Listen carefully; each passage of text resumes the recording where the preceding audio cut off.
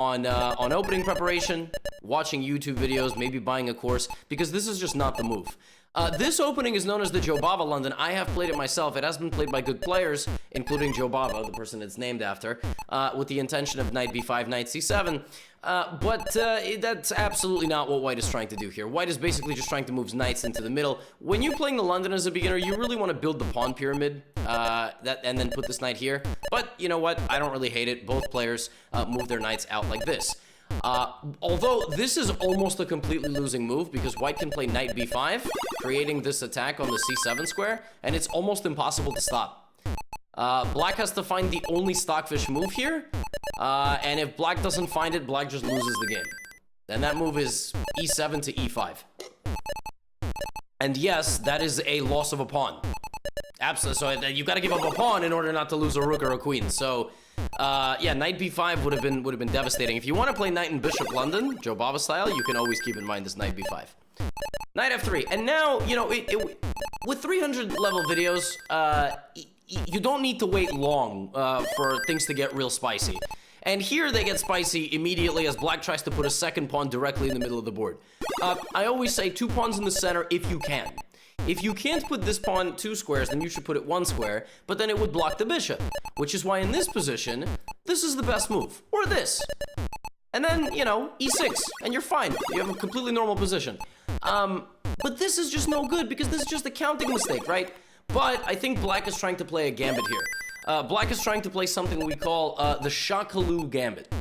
White now sees that the bishop is under attack and proceeds to retreat it, which is really a very principled response, if not for the fact that you can just absolutely win this with any one of these pieces. However, it is definitely better to take with pawn or knight. You don't want to give up a bishop for no reason. And this move just attacks this and also opens the door for the queen and the knight this way. Bishop g3 is not a good move.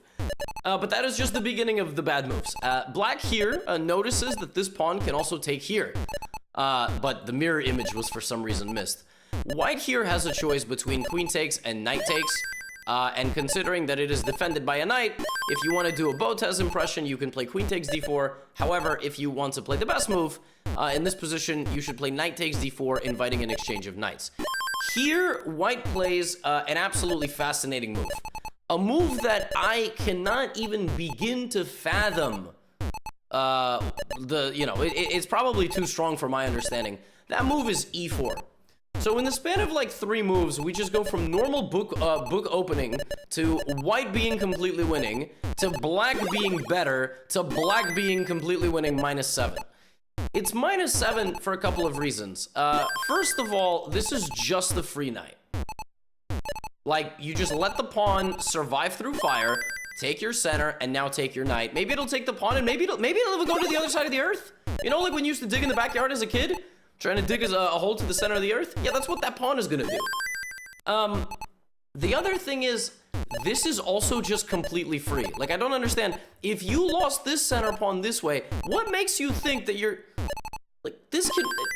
What? You got 2 hanging knights now! And now you can't even take this because the queen is defending it. So, what? I don't know. But I think e4 is just one of these moves that's just beyond my understanding. Maybe Blondie thought that en passant was forced. Like, maybe they didn't think that that's just a meme. Maybe they thought that, well, they have to go here. It's like checkers. So, I don't know. I cannot explain the logic of that move to you, but I can explain that it did occur. Black proceeds to take the knight, which is a fantastic move, obviously. And now white has the option between taking this and doing something with this pawn. White proceeds to go e5, really liking the game plan of black to just take the knight, wanting to take the knight themselves. Here, what black should do is either move the knight out of the way, or remember the pawn that just moved? What's worth more than a knight? You're worth more than a knight. However, the rook, you might as well take another thing and attack the rook. That's a 5-point piece, and now you actually did make it to the other side of the board. All right? Let's speedrun a pawn, making it the whole length of the board. So, c takes b2 here would be good, then you can move your knight. Black here can move the knight or play pawn takes b2, and black here plays the move knight takes e5.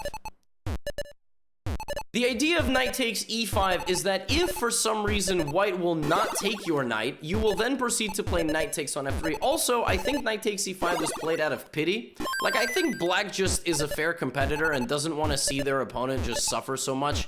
So instead they play knight takes e5, losing a piece in the center of the board the exact same way that white has.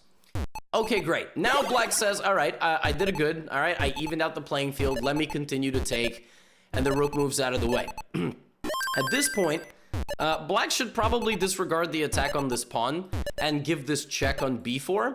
And the reason for that is it's very rare that a king just has to move out of check. Like, that's the only choice you have. You can go here and then you have to move, or you have to lose your queen.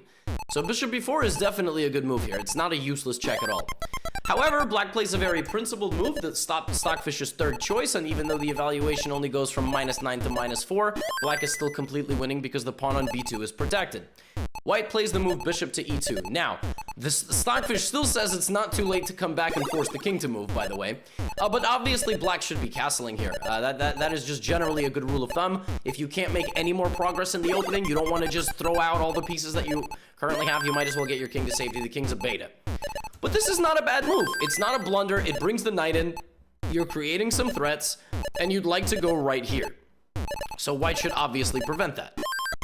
White does not prevent that at all, and in fact, sees the knight arrive, offers it a route to c3. So I made a video called 7 Most Common Chess Mistakes. This is one of them. Attacking a piece and not even asking where it's gonna go. Like, if you noticed that this move was gonna happen, you would never allow this. So black goes here, this, and this. Now you say, Levy, what is going on? Black is playing a great game. What, you told me this was gonna be a bad game. Well, I mean, it's moved like, what, 10? Yeah, get ready. Now we have castles, and now what black should do is rescue this knight, get it out somehow, and then proceed to promote. So black does that right away. By the way, it's never too late to castle. Black really doesn't have to rush, but although you would be losing the knight. So, knight d2. So knight d2 is just a bad move because you lose the knight in one move, but, you know, black sees this and is very excited to at some point promote the pawn. Again, never too late here to castle or develop a piece. Instead of that, black goes, oh man, I don't want to, I'm very upset I lost my knight. Let me attack their knight. Okay, f6 is not a mistake. You are obviously attacking the knight here. And white plays an absolutely brilliant move here. White plays the move f4. So white defends the knight, which is worth 3 points, with a pawn, which is worth 1 point, effectively losing the trade completely. However, white's idea here is, I have no idea, I'm just assuming this is the idea, is to take and then take, and now black cannot castle. You cannot castle through check. I have absolutely no idea if that's what they were planning, or if white just straight up hung the knight, forgetting that it's not worth as much as a pawn. Maybe forgetting the knight couldn't go backwards. Like, maybe white looked at these moves by the knight and was like, well, they all lose the knight and I can't go back, so I'm gonna go f4. So I don't know. F takes e5, and now in this position, white takes on e5. That was played by black. White takes on e5, preventing the move short castles by playing the move rook to f3, which attacks a bishop. Not only does it attack a bishop, it also allows promotion.